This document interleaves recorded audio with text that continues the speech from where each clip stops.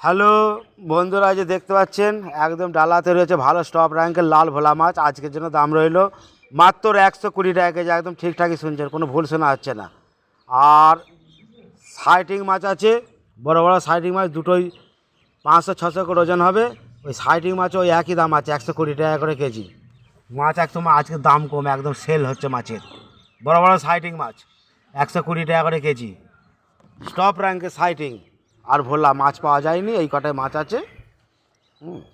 যা আছে এই বিক্রি হবে আজকে 120 টাকা করে কেজি। যা নেবে 120 টাকা, সব 120 টাকা। গড় একদম 120 টাকা করেছে, সাইটিং 120 আর ভোলা মাছ 120 টাকা। আয় বেরিয়ে আয় খদ্দের।